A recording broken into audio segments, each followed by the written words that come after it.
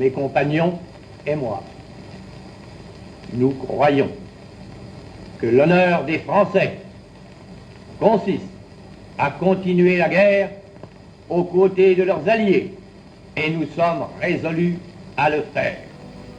18 juin 1940, le général de Gaulle lance son appel à la résistance depuis Londres, sur les ondes de la BBC. Ce discours, très peu entendu sur le moment, est considéré comme le texte fondateur de la résistance française. Cette année-là, Roger Joly a 18 ans. Une voix venue de Londres invite les Français à entrer dans une résistance active pour contribuer à la libération du pays. À cette époque, Roger Joly s'inscrit à la faculté de droit de Paris, où très vite, il se lie avec un petit groupe, poussé par l'envie de faire quelque chose contre les Allemands. Et un jour, voilà qu'arrive un de nos camarades, radieux, et qui nous dit « J'ai un tract ». Ah bon ? Oui, j'ai un tract, le voilà. Et il nous montre ce petit bout de papier. Dérisoire, n'est-ce pas ? Dérisoire. Ce tract dit, je ne veux pas vous le lire entier, le temps presse. Travailleurs, saboter la production de guerre allemande. Chaque pièce sabotée, chaque minute de travail perdue sauvera une vie humaine. Le jeune homme parvient ensuite à atteindre la zone libre de la France, où il rejoint une organisation de résistants et pratique notamment des activités de destruction du matériel ferroviaire des Allemands, jusqu'à son arrestation au cours de l'opération de sabotage d'un train le 11 février 1944.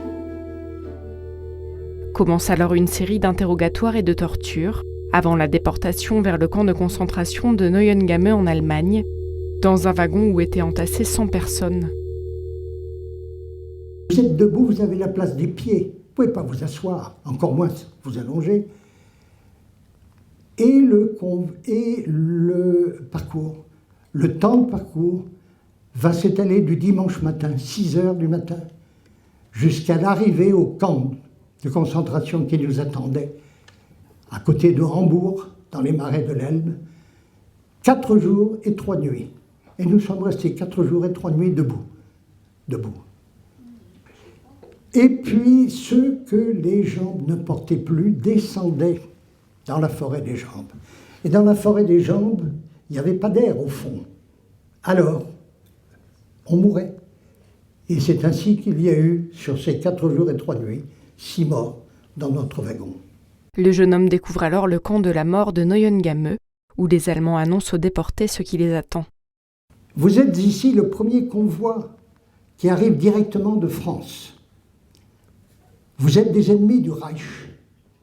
Et vous êtes ici pour y mourir. Pour s'en sortir, Roger Joly prend la décision de se blesser lui-même le pied avec un obus. Les SS nous avaient avertis, si vous vous blessez dans l'exécution de votre travail à l'usine, c'est du sabotage, c'est pour ne pas travailler. Donc vous serez pendu. Soutenu par un civil allemand, Roger Joly a la vie sauve et va ensuite réussir à s'en sortir grâce à un médecin, le docteur Barrault, qui le fait embaucher comme infirmier. Sa vie prend alors une nouvelle tournure jusqu'à la libération des camps en 1945. Tout à fait à la fin, car tout a une fin dans ce bas monde, y compris, si vous voulez, les cauchemars. Nous avons été en exécution d'un ordre de Himmler. Nous sommes à ce moment-là au printemps de 1945. Et en avril 1945, Himmler, qui est le chef de toutes les polices, donc de la Gestapo, donne l'ordre, un ordre général à tous les chefs de camps de concentration,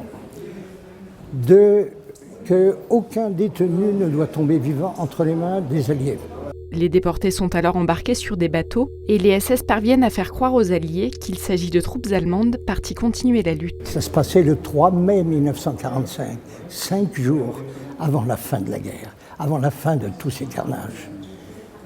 Et il y a eu, en l'espace d'une heure et demie, il y a eu 7300 morts et 311 rescapés, dont 9 Français. Voilà comment s'est terminé, en quelques mots, l'odyssée générale de ce camp de concentration. Aujourd'hui âgé de 92 ans, il ne se passe pas une seule journée sans que Roger Joly n'ait une pensée pour ces événements. 70 ans après, 10 fois dans la journée, il y a un tilt quelconque, parfaitement banal aux yeux des autres, qui me rappelle et qui me ramène là-bas. Alors je cogite et voilà. C'est dans mon fort intérieur, dans mon moi profond, voilà. Et on n'est pas comme les autres, parce que nos références ne sont pas les mêmes, nos normes ne sont pas les mêmes. Voilà. Ben, vous voyez, on y arrive quand même, on fonde une famille, on a des enfants, j'ai des fils, dont un qui est ici, qui sont bien, qui m'ont donné des petits-enfants superbes, qui m'ont même donné pour certains des arrière-petits-enfants.